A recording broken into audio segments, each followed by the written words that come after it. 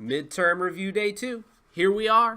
And once again, this will be of 4 sessions. I know in class we're only doing 3, but the 4th session, which includes the whole back page, which should still be pretty fresh in your brain, meiosis, cancer, mitosis, and genetics, all that stuff will be covered in a video that will be posted only online, and you should be able to see it by Saturday at noon. That's my plan. So I'm going to wake up Saturday morning, teach you guys while I'm in my bedroom, and then you guys can watch it. Not my bedroom, my office. It'd be weird if it was my bedroom, because I could just be laying there in my comforter, which would be actually a pretty good idea. I'd take it back. Maybe it'd be for my bedroom.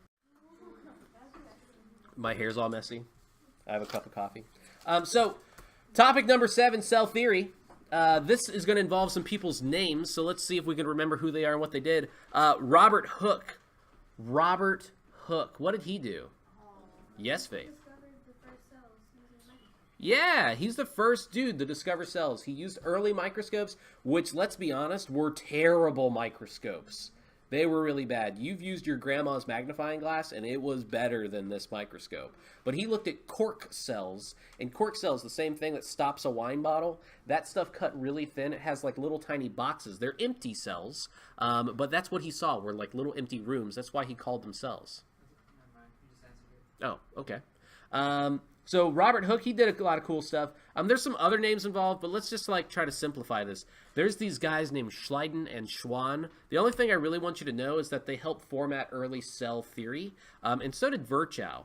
Schleiden and Schwann both were focused on different things. I'll just go ahead and mention this to you. You don't have to know this necessarily, but Schleiden and Schwann studied different things. Animals were studied by Schwann, and Schleiden studied plants.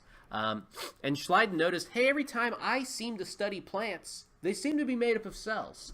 And then Schwann noticed the same thing, but for animals. And they kind of put their ideas together. Yes! That was a sneeze. And then, yeah, they helped form some of the earliest ideas of what cell theory is. This was not close to the time of Robert Hooke. It was well after. And people used to argue and debate how these cells came into existence. For like 100 years, people still thought cells just spontaneously came into existence. Spontaneous generation was a common idea. Yeah, that's not a thing. That's poo-poo. Virchow, he was another dude that came along, and he said basically that he kind of usurped that idea. He was the one that said, hey, cells have to come from other living cells, and basically kind of solidified the idea of this. Now, he did kind of steal his information from another person, so who didn't do it the best way you could do it, but we still remember his name, so good for him. So who can recall what the 3 postulates of cell theory actually are? What do you think? Cells come from pre-existing cells. I like it. That's one of them. Do you have any others? All organisms are made up of cells. That's good. And then? And then the last one. The last one's tricky. It sounds like one of the other ones already. Do you want to tag somebody else? Cells are the most basic unit of life. There they are.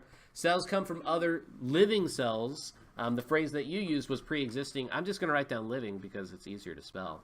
But living cells, right? They have to come from other living cells. The cell is the most basic unit of life, and that's true. There's nothing smaller than a cell that exists that's considered a living thing. Remember all the macromolecules we looked at yesterday? Yeah, remember like even September we talked about them, the whole month? Those are not living things, but they do form together to make living things. And all living things are made of cells. It sounds a lot like number 2 right there, but the main thing is there's not a living thing that's alive that doesn't have cells, and there's nothing smaller than a cell that's alive. So those 3 ideas together help support what is known as cell theory. Do you guys have any questions on that? Wait. I haven't done anything. I just asked a question. No, I'm saying, like, in my brain. Okay, I'll give you a hint. When I say, are there any questions, I'm asking for people to ask me questions so more people have more time to write. No, I'm about to ask you a question. Uh-huh. Okay. Oh. So, if cells are, like, make up all living things, Yeah. how did that guy discover cells? Okay, he discovered cells through what? Cork? Yeah, cork. That's not... Right. They're like all dried out and they're not filled with anything. So he discovered just a little box, a little unit that he saw as a room, and he called it a cell, like a prison cell, right? So he used that terminology, and that just caught on. And that was the buzzword. People would say, oh, these little boxes are cells. Another dude called von Leeuwenhoek, he's the dude that saw like living cells, and he's like, whoa, they're like alive, guys. Like they're crawling around, and he looked at like teeth plaque and poo-poo and pond water, and he saw stuff crawling around. So really it's von Leeuwenhoek who's the dude who really saw living cells for the first time. It's not like he knew everything about cells when he just came up with the word. Anyway, any further questions? I'm not trying to look at that under a microscope. Sounds like a no. All right, so let's go ahead and talk about the different types of cells. We've got prokaryotic and eukaryotic cells. Prokaryotes and eukaryotes. Can somebody tell me what makes a prokaryote a prokaryote? What do you think? There you go. They have no nucleus, no membrane-bound organelles, and they're usually considered unicellular. I guess there are very few exceptions to this, but I'm just going to write down usually to be extra safe. No nucleus means they do not have a thing that contains their DNA. The DNA just free floats inside. They don't have membrane-bound organelles, but that doesn't mean they don't have organelles. There are a few that are not membrane-bound organelles, like ribosomes. This would be a really good example. What about a eukaryotic cell? What do we know about those? They're more complex. We carry them. They have like a nucleus and membrane-bound organelles. That's it. They are definitely containing a nucleus. Actually, even the name eukaryote means good kernel. So it has a good center, a good nucleus, a good middle. And then they definitely have membrane-bound organelles. And you said they are more complex. Yeah, you could mean that in a few ways. Namely, they could be multicellular. Multicellular would definitely mean that these things can be more complex because they have different types of cells. If we were just one cell, we'd be a big blob of just one cell. We wouldn't be very capable of doing much else. But if we have multiple types of cells all at the same time, we can form different tissues, different organs, and we do a lot of different cool things to make us what we are.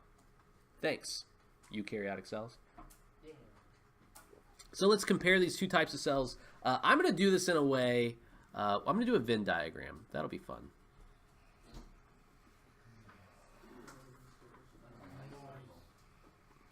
I like to think of them as eggs of knowledge.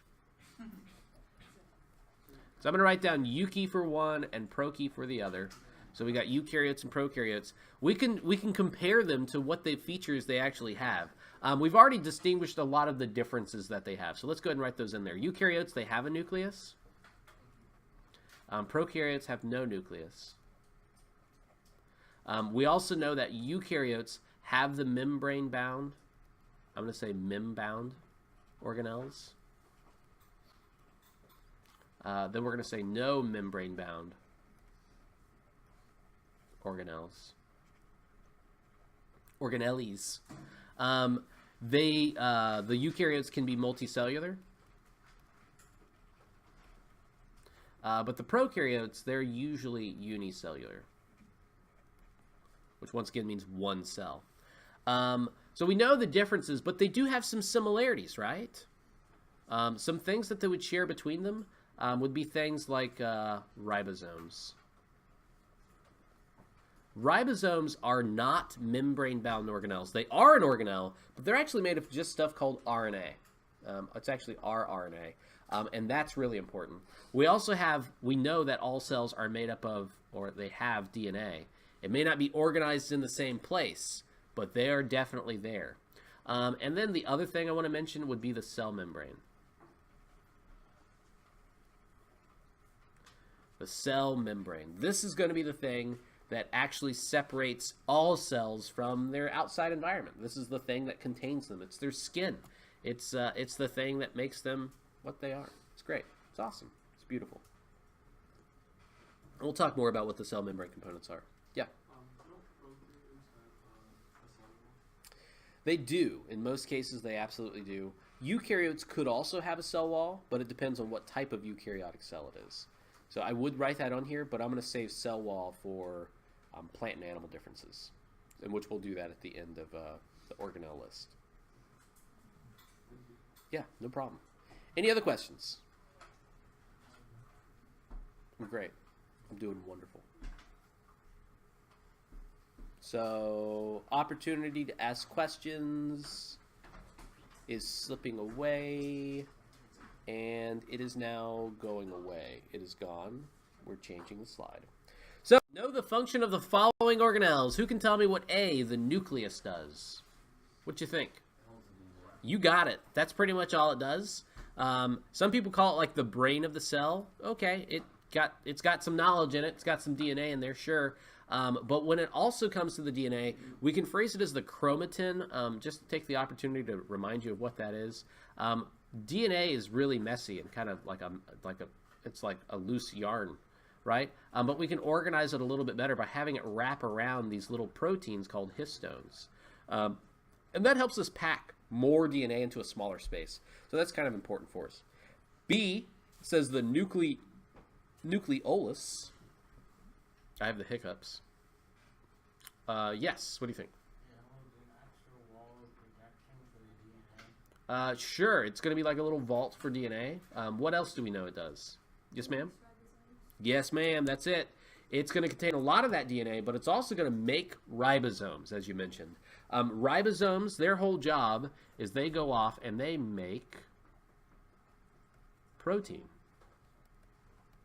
And honestly, when we were talking about the organelles, the whole purpose of me doing it, I think, truthfully, is to tell you about the purpose or the functions of all these organelles in making proteins. It's like the story of protein. And that story starts in the nucleolus because that's where ribosomes are going to be made. And in turn, the ribosomes will make protein. So after the nucleolus, we got C, the cell membrane. What's the cell membrane going to do? I've already mentioned it once. Oh, a new hand. Holds the cell.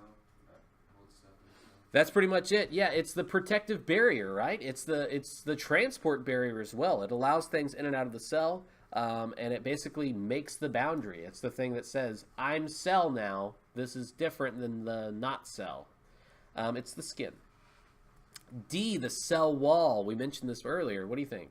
It's like another extra wall around the cell membrane. It's only found in plant cells. That's true. It's a rigid structure. It is not soft. It is very hard. And for that is because it adds structure to plant cells and fungi cells. Plant cells use a molecule called cellulose, whereas fungus, I believe, uses chitin to kind of give it that rubbery texture. Anyway, trees, they're really heavy. They're really big, but they don't have bones. So how do they support all that weight? The cell wall is part of the reason why. They really, really don't get compressed very well because it's such a rigid structure. E, Golgi apparatus. I gave you like a goofy little thing to remember what this is or what it does. Who remembers what the Golgi apparatus is? Yes, ma'am. Is that what processes the protein? Yeah. It basically sorts and organizes. It processes those proteins that they can later be delivered from here to go to the cell, to where it needs to go in the cell, or maybe go to different cells and maybe support their functionality. F mentions lysosomes. Anybody know what a lysosome is? What do you think? It's like the recycler. Yeah, it's kind of the recycler. It's actually filled up. It's an organelle that's filled up with enzymes, and they help break down things or recycle things. Namely, the things we want to recycle are like old cell parts, things that we don't use anymore. But sometimes we get stuff in the body that's just a byproduct or a toxin that we need to get rid of. That would be what we use it as in terms of breaking things down. Your liver is full of lysosomes because if you are producing these weird byproducts from food you eat and stuff you drink, well, then we want to get rid of it somehow, and the liver is going to be the site of doing that. So lysosomes are really common in the liver. G says vacuoles. Yes, ma'am. Holds water. It can, yeah. Basically, what do you want to add? Holds like waste and stuff. Sure, okay. So, yeah, it's basically storage, right? In plants, it holds a lot of water. In animals, it mostly holds byproducts like waste. So in plants, they're really, really, really big. And by the way, there's usually only one. Whereas with animal cells, there's a lot of them. They're very small, but they hold those different waste products in there to make sure they don't mix together and create weird reactions. Yes, sir? It would be. It's basically kind of like the vacuole is like the stomach for a cell, but our stomach is just so big and it requires so many complex tissues. It's less for storage. It's more like a holding space to slowly allow things into the intestines. So kind of an equitable functionality, I would guess, but not exactly the same.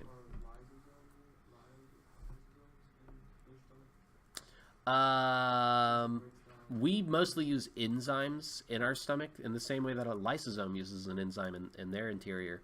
But we have cells that are lining the stomach that might have lysosomes help break stuff down. But a lot of that stuff just gets brought into the blood, and then a lot of that's filtered out in the liver.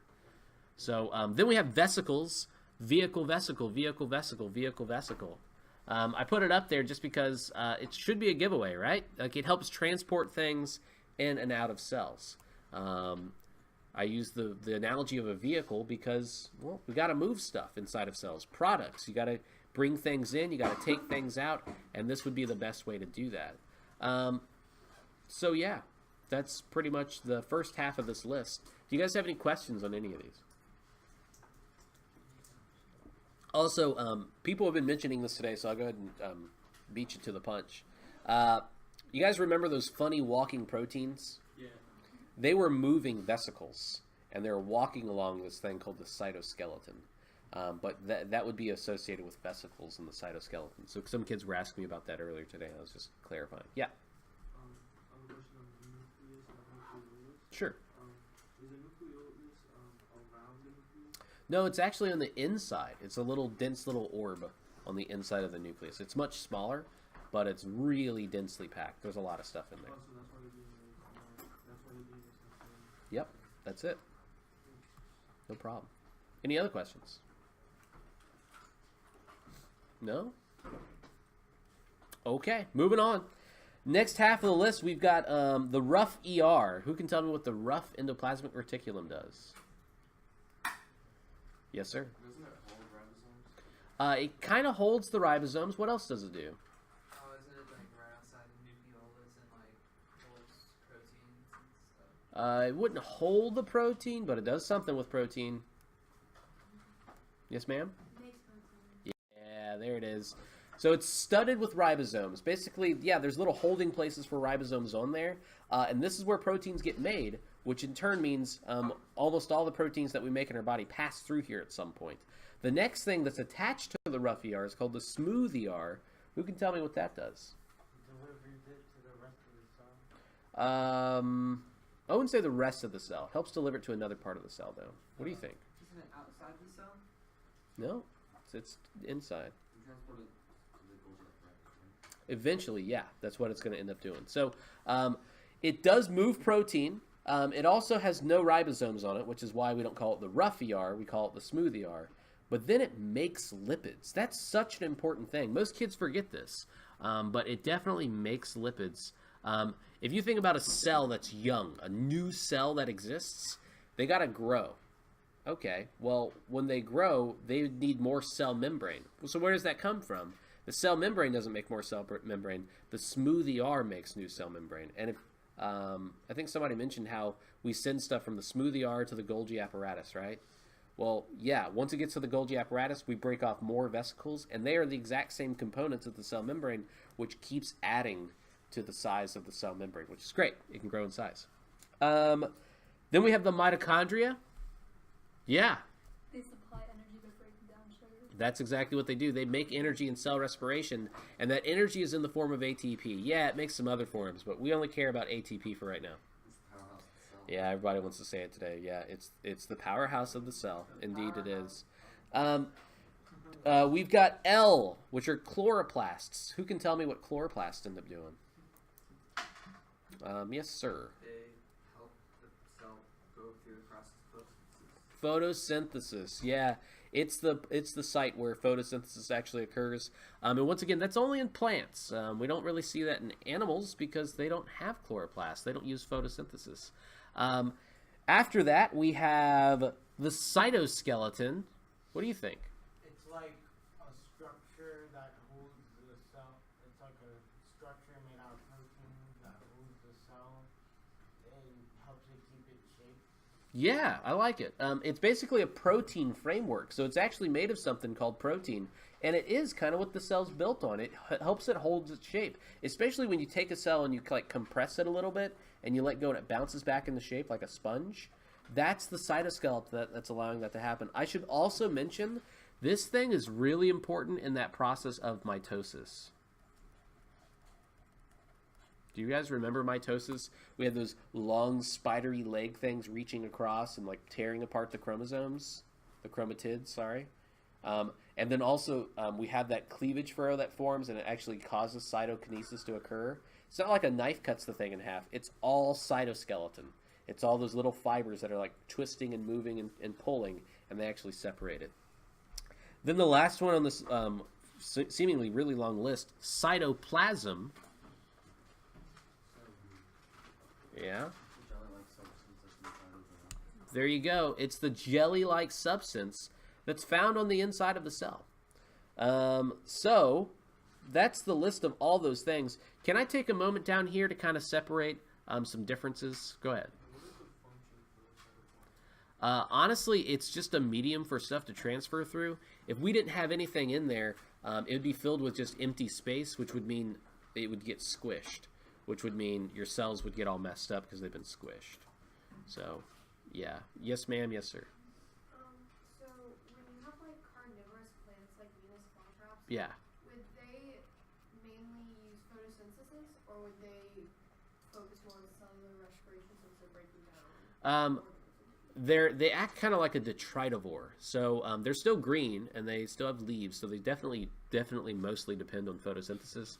They just kind of trap some things and they let them decay and break down. And they just steal nutrients from them. So it's not really their use in cell respiration. It's more so they're just helping themselves absorb a little bit of extra stuff.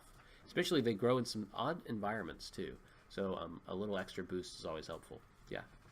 So the smoothie art says no ribosomes up there, but isn't it that they have like fewer ribosomes? No, it should be pretty smooth. There shouldn't be any ribosomes really stuck to it. There are ribosomes floating around in the cytoplasm, and you know that they'll form a little bit more proteins there. But most of it's going to be clear. Yeah, maybe really close to the rough ER, you might find a few, but further out, you won't find many. So let's distinguish some main differences in organelles between plant and animal cells. I'll just do this real quick. We have chloroplasts.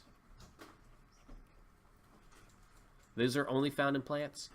We also have a cell wall that are only found in plants, and a large central vacuole. Those are all found exclusively in plants. With animals, they only have mitochondria. They also have small vacuoles. And that's pretty much it. They don't have a cell wall. They just have a cell membrane. Notice this, though. I said animals only have mitochondria and plants have chloroplasts. But did I say plants have only chloroplasts? No, that's because plants have chloroplasts and mitochondria, because plants go through cell respiration too. So don't forget that. How you doing? Great. Good. You guys probably already knew all that stuff, so I'm not too worried. But moving on, diving in deeper. Yes. Just to clarify, Mm-hmm. so mitochondria is used for cell respiration. Correct. And chloroplast is where it's located in the plant cells for photosynthesis. Correct. Yes, sir. Yes, ma'am. What is in the animals again? Only mitochondria and small vacuoles. So only mitochondria and small vacuoles. Did I see a hand up over here? No? A peace sign? A question? Do plants have smaller vacuoles also, or do they have? I think they just have the one large central vacuole because they only store water. They don't have as like much weird stuff that we do. We eat a lot of weird things. They're pretty standard. They don't really eat. They just kind of absorb nutrients. So it's a little bit more simple in terms of digestive purposes. Anyway, now can I move on? Groovy. So topic 9 continues forward with stuff about the cell membrane. I'm just going to do myself a favor here, and I'm going to put all 3 of these up here because I need that space on the bottom to draw some things. And if I don't put these words up here, I mess it up. So I'm going to start down here. I'm going to start with number 33, and then I'll work my way around. So phospholipids, they're lipids that have a phosphate head, which is a round shape like this, and then they have 2 fatty acid tails. If they had a face, they would look like this. Really tiny. Really, really tiny. Anyway, so the top region here, the head, is what we call polar. Okay, the tails are what we call non-polar. Now, polar loves polar. Non-polar loves non-polar. So this is a weird molecule. It's called amphipathic, but don't worry about that. That won't show up on the midterm. But it basically means water only likes one side of this molecule, and that would be the polar side. So water can interact with the head, and the phrase we use for that is called hydrophilic.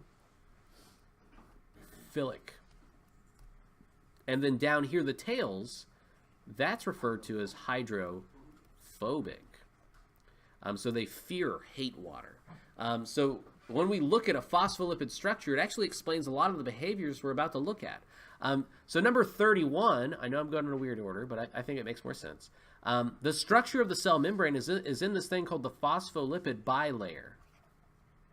So it means we have this layer of phospholipids that matches up to another layer of phospholipids.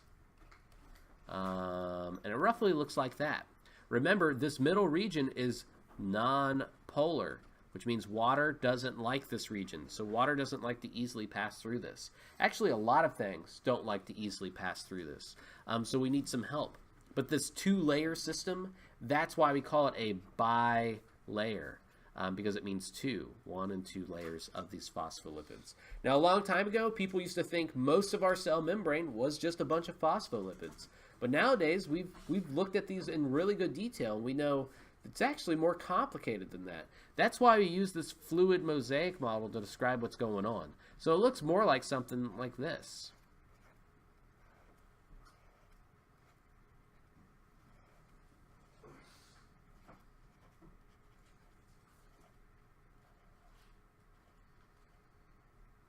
But I don't know, doesn't matter.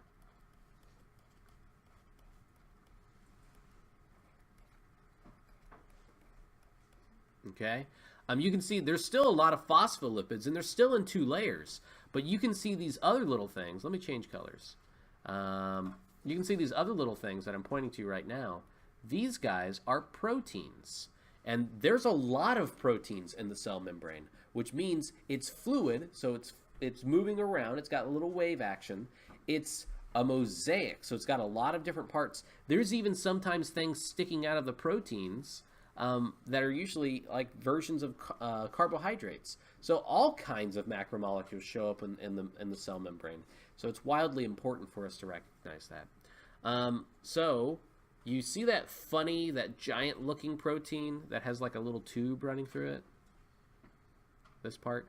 That's called a carrier protein, and things pass through it. So that's actually a gate that allows things to move in and out of the protein.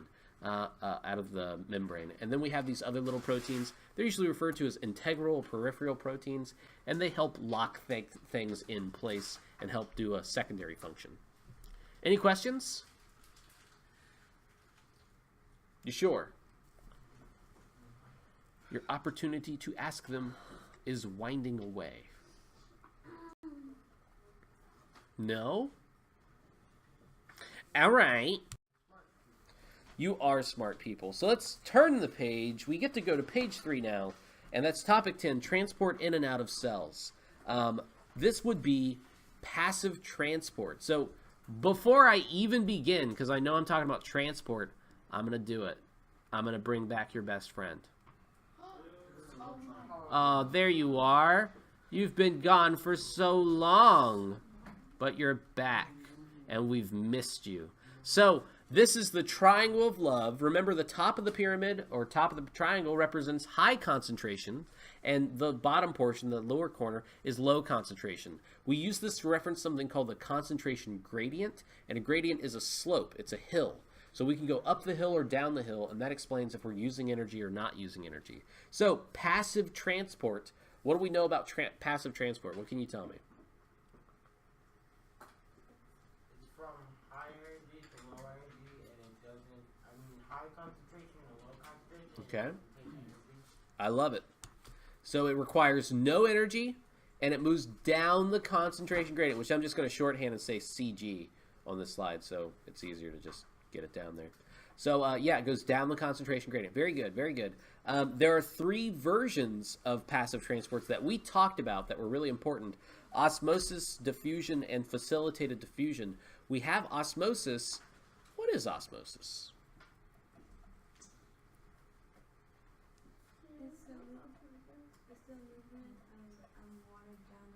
There you go. It's the movement of water down the concentration gradient.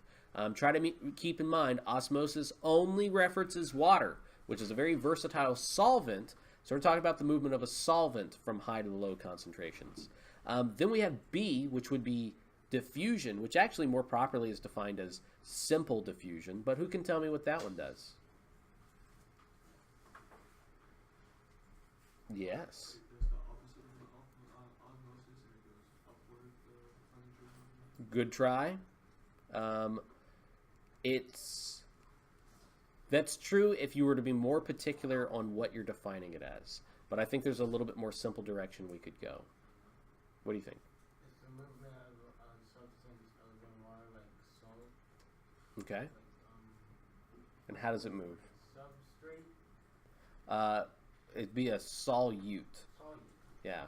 A solute, and it moves down the concentration gradient. So we can already see there's something in common between these two. Down the concentration gradient, down the concentration gradient. You were mentioning how it might move in the opposite direction. You were thinking, I think, of osmosis and diffusion happening at the same time. Osmosis would move in a different direction than diffusion because your concentration gradients for water and for solutes would be different. So I think that's what you're thinking of. I'm going to go ahead and add on a little tag to our beautiful triangle of love. Whenever we move from high to low concentration, that's going to be labeled as passive. So I'm going to put a little P there. That is passive transport. Next up, we've got facilitated diffusion. One of them that seems to trip kids up a lot, but it shouldn't be too complicated for you. Who wants to give it a shot? Who can tell me?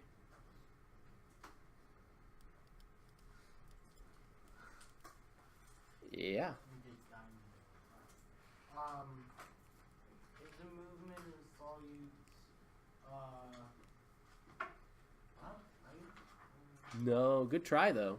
What do you think? It uses protein pathway in the membrane to move down the concentration. That's it. They use a protein to help them move things. If you remember earlier, I drew this thing. A little channel protein. We said things can move through it and come out the other side. It's not moving against the concentration gradient. It's still going down the concentration gradient, which tells me that it's still passive. Facilitated just means help. So we're using a protein to help us move things down the concentration gradient. Next up, we've got active transport. Active transport should be pretty easy to remember. What do you think? Yeah, it's going to have energy to move up the concentration gradient. Good call. There are 2 versions that we use. I'm going to put them up here for you. We have endocytosis and exocytosis. Endocytosis means we're moving things into the cell, and exocytosis means we're moving things out of the cell. But I want to add something to this since I got it up here. Endocytosis, there's 2 forms that we really care about. There's one that's called pinocytosis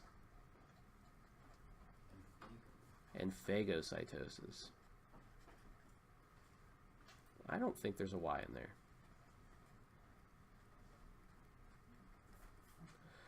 Pinocytosis means that the cell is drinking. Yeah, like a pina colada, pinocytosis. It kind of works. It kind of works. And then we have phagocytosis, which is going to be like cell eating. Okay? So they take in big blobs of stuff and absorb the whole thing and break it down. A good example of that would be like a macrophage, a white blood cell that eats something in your body that's not supposed to be there. And that would be phagocytosis. Then we have exocytosis. Once again, that's just the cell moving things out of itself. There's nothing fancy about it. It's just like cell poo-poo and pee-pee. So that's basically how it works. It just goes the reverse direction. I said poo-poo and pee-pee. And this session's going pretty good, so I might post this one online. So now I said poo-poo and pee-pee online. All right. Any questions? Yeah. What exactly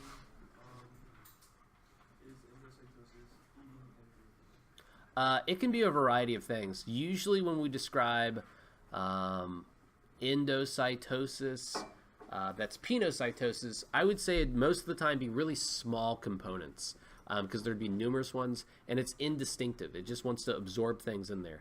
I would say maybe like maybe some ions. Those would be good examples. When it comes to phagocytosis, they would be big things like really large proteins or maybe sugars, complex things like that. And they use that for energy? They might bring it in so later it could be broken down for energy, yeah. Because they just couldn't pass through the membrane, so that's got to be one way they can get in. Any other questions? No? Well, we got just enough time to do the last topic. The different types of microscopes. There are 3 that we really talked about, and there was some imaging that we talked about. I'm not going to ask questions about that, but making a wet mount slide will be on there too. So who can tell me about a light microscope? It needs light, and you look into it with like 2 things. 2 things. Lenses. Yeah, usually they are compound-like microscopes. And you use light. By that, we mean optical light, the light that we see, like visible light, to see the cells. Now, these are relatively low-powered, and they might require staining. So if you see pictures of like kind of just normal-looking cells, most of the time they're clear, but if we add a dye to them, it helps us see a lot more contrast. They might look purple or blue or pink or red, whatever. It helps us distinguish them from other cells. Next up, we have the electron scanning microscope. What do you want to tell me about that one? The one where you put the thing in a vacuum and you take a picture of it and you view it on a computer. Yeah, you have to use a computer to look at it. What else from it? It can't be alive and you have to cover it in gold. That's pretty much it. So it's extremely high powered. These are really detailed, and they use a beam of electrons to bounce off the surface of the object. The reason that happens is because it's covered in a gold powder. And then, like you mentioned, it's in a vacuum, so nothing alive can be involved. First off, it's coated in gold, and it's like electrostatically clung to it. So you got to like electrocute it to make this even work. And then you've got like a vacuum, so there's no gases in there, so the electrons don't get scattered. But that's basically the idea. C, a transmission electron microscope, is pretty much the same thing, but instead of covering it in gold, we're going to see through the object, which is kind of like a little X-ray, but for cells or components of cells. So it's very high powered, and it looks through those small objects, and it still requires a vacuum, so it's not like you're going to study a living thing too easily with this. And then the last one is making a wet mount slide. Who can tell me how to actually make a wet mount slide? Yes, ma'am. So you take your slide, I take my slide. and then you put a drop of water on it. Sure, okay. And then you take your plastic covering and put it at a 45-degree angle. Yeah, You drop it. yeah, Then there's, you take a little paper towel you clean it up. Good call. I like that. Where's your object? on the slide. Before or after the water? Yeah, I like it. So, when you're making a wet mount slide, you have to add your object to the glass slide first, right? And then you add your water second. So there's steps, 1, 2. You add your water. Usually only 1 or 2 drops will do the job. And then you add a cover slip to draw this out for you because I'm such an expert artist. You've got your thing there, and you've added water to it. You're going to put the cover slip at a 45-degree angle, and then you're going to close it like a little door And you want to close it that way at a 45-degree angle because it pushes out any extra air bubbles that might get caught in there. Because when you look at an air bubble under a microscope, you're like, wow, it's like nothing. So it's kind of blocking your view. So you close it that way so it minimizes the air bubbles, and then in turn you have to clean it up maybe a little on the edge. And you only do this for a light microscope. You're not going to use this for an electron scanning or transmission microscope. So do you have any questions on the imaging technology that we discovered today?